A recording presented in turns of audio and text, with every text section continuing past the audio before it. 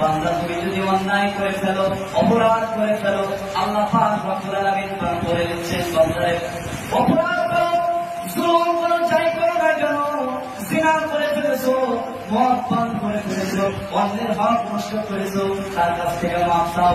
জিনা করেছো, আমি রব্বের কাছে ফিরে আসো, আমি রব্বুল আলামিন তোমার জীবনের গুনাহগুলো মাফ করে দেব। তবে শর্ত হলো আমার কাছে মাফ চাইলে মাফ চাওয়ার মতো মাফ চাইতে হবে। আজকে তুমি মাফ চাইলা, কালকে আবার তুমি আবার এই গুনাহ করলা, আমি রব্বুল আলামিন কিন্তু তখন বরদাস্ত করবো না। আমি রব্বুল আলামিন ছাড় দেই, কিন্তু ছেড়ে দিতে চাই না। ফেরাউন এরকম কি করলো? ফেরাউন প্রতিদিন এরকম ভাবে আল্লাহ রব্বুল আলামিনের ইবাদত করতো, রাতের বেলায় গলার মধ্যে রশি লাগিয়ে বলতো, আল্লাহ গো, আমি জানি তুমি ছাড়া পৃথিবীতে জানার কোন রব নাই, আমি জানি আমি রব না, কিন্তু আমার যদি কেউ রব বলে আমার বড় ভালো লাগে, আমার কেউ যদি